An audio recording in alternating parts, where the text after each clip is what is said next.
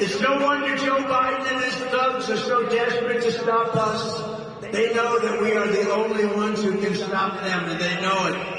And it was just announced that they withdrew their lawsuit, the laptop from hell lawsuit, the fake. Remember when they said it was Russian disinformation? It wasn't. They withdrew their lawsuit against the greatest mayor in the history of New York City, Rudy Giuliani, which accused him of everything under the sun regarding the laptop from hell.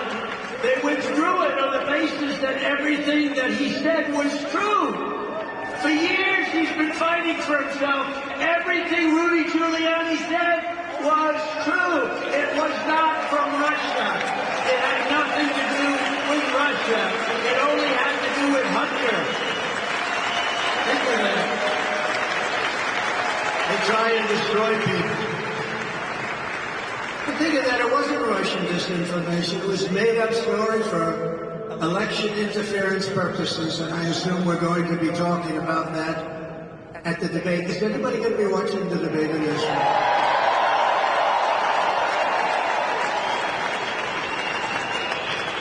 You know, they gave me an offer that I couldn't accept. They said it's fake Tapper is the moderator. They said it's a sit down. It's a very sterile room. Nobody in. Nobody allowed in. Nobody allowed, not even your family. Nobody allowed in. There'll be no audience whatsoever. And they turn off your mics when you finish speaking. They're trying to make this very exciting, right? They turn off your mics so that you can't talk while the other man is talking, but maybe that's a good thing. Maybe that's positive, let me talk. But, so they assumed that I would say no. Because, you know, you got CNN, fake news, which, their camera just went off. Look, their cameras, the light just went off. The CNN.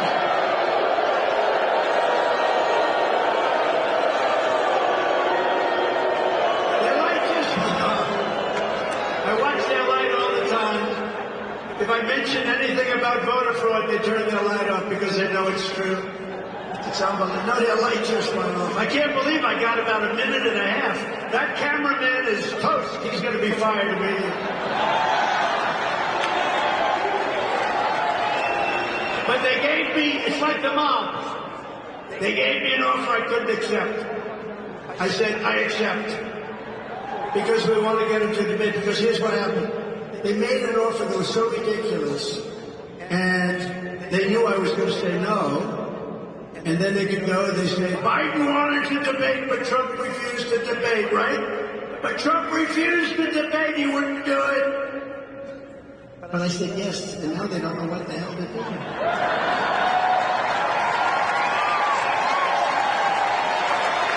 But remember this, all of their persecution of me and others is only happening because I'm running for president and leading very big in the polls.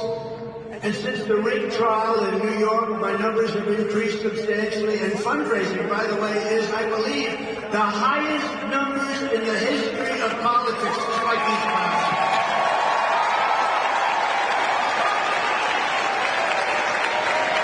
Because you know what?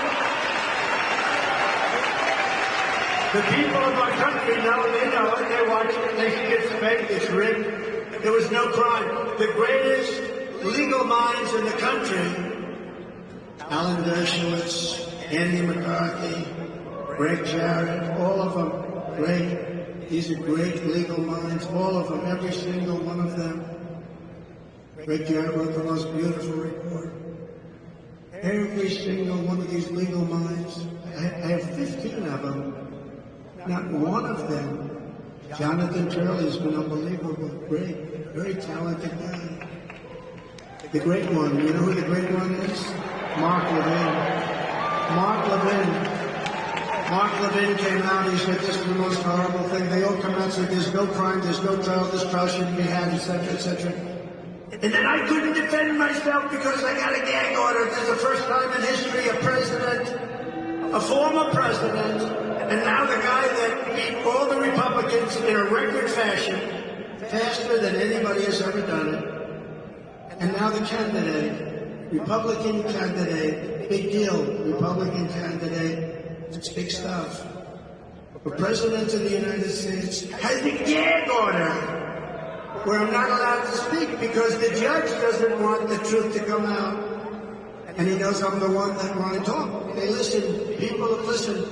And that's why the polls went higher. I'm the only one in history who got indicted and my numbers went up. I'm the only one in history who got impeached and my numbers went up.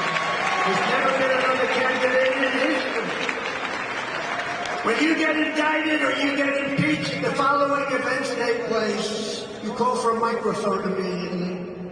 Please set up a microphone. Could you do it like quickly? Yes. He then gets to the microphone. He goes, ladies and gentlemen, it's been a great honor to serve you. But I will be leaving office. I have to be careful because they'll put this on his dogs. So I have to intersperse it with statements like, this is just sarcasm. But they get up to a microphone and they say, I'll be leaving office soon. I will fight for my name and reputation. And I will bond and get closer to my family. And you never hear from the poor guy again. That's the end of him, right, Mike? That's the end of the... I've seen it about 200 times. I'm the only one that told the truth. I'm the only one that explained it. And I didn't have to because the people knew it. And they know me so well. They know me so well. They get it. I got indicted more than the legendary Alphonse Capone. Has anyone heard of Alphonse Capone? Scarface. He was so mean that if he had dinner with a person and if he didn't like him, he would kill the person. They would never find him again. Like Mike Lindell, he wouldn't like Mike. Just, you know why? He'd say, those ads, they are driving me crazy. Let's get rid of this guy. He couldn't stand those ads. Al Capone would take Mike out in 2 minutes. Mike's beautiful new wife would say, what the hell happened to my husband? You'd never be found. He'd be buried under the World Trade Center. But think of it, Alphonse Capone, Scarface, he was the meanest of them all. He had a scar that went from here to here. Scarface, the meanest, the toughest. I got indicted more than he did, and I didn't do anything wrong. I didn't do anything wrong. Even these great scholars. Jonathan Turley said there is no crime. Andy McCarthy said there is no crime. There's no crime. There was no crime. It's a rigged deal. We have a rigged country. We have rigged elections. We have open borders. Think of it. And the court system now is under siege. It's under siege. We have a lot of problems in this country. On top of that, we could end up in World War III because we have an incompetent leader that should never have been there. He's an incompetent man. As of today, we're leading Biden nationally and in every single battleground state, including the wonderful state of Michigan. Have you heard of Michigan?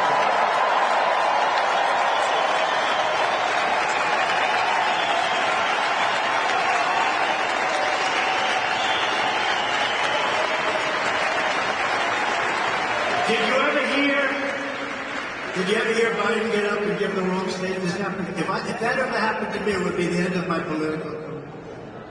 I always be very careful, like the wonderful state of Michigan, supposedly, so he's in Florida. And he goes, it's great to be with the people of Iowa. The palm trees are all over. Iowa's not known.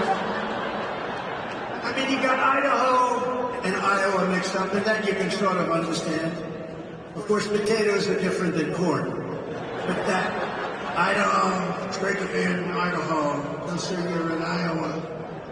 You got New Hampshire mixed up with Massachusetts. But maybe you can understand, he thought he was, the beer thought he was across the line. But can you imagine if I did that? So when I say, it's great to be in the wonderful state of, and I always think, I say, I better get this sucker right. I'm thinking about it. Long before I make the statement, I'm thinking about, you sure this is Michigan? You sure? Now the fake news will report today, Donald Trump wasn't sure that he was in Michigan.